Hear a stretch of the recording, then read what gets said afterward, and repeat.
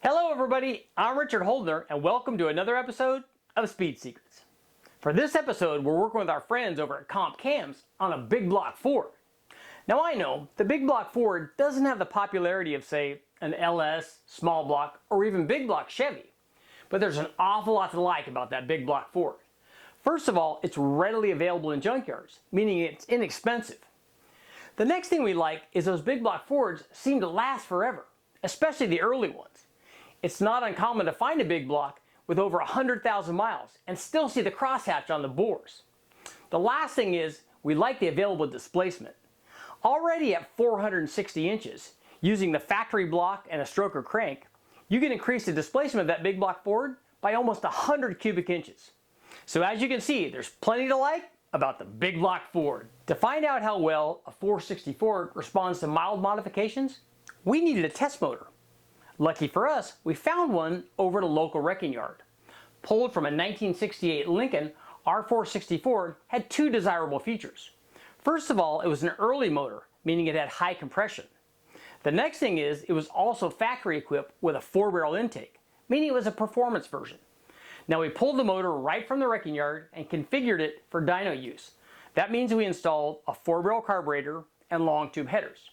Equipped like this, our stock 460 produced 349 horsepower at 4,700 RPM and 492 foot-pounds of torque at 3,000 RPM.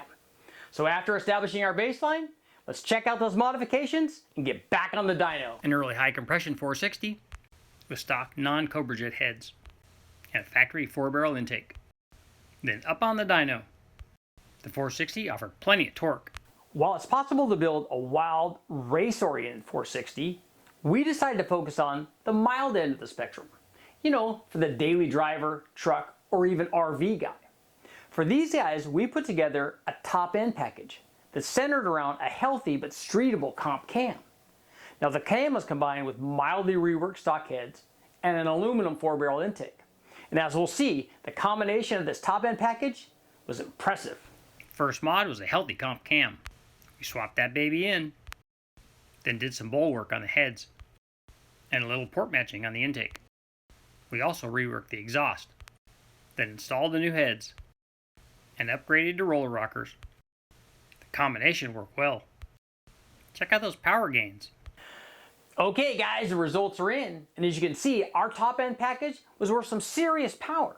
Equipped with that healthy comp cam, mildly ported heads, and 4-barrel intake, the power output of our 460 jumped from 349 horsepower and 492 foot-pounds all the way to 437 horsepower and 507 foot-pounds. I mean, that's a gain of almost 100 horsepower.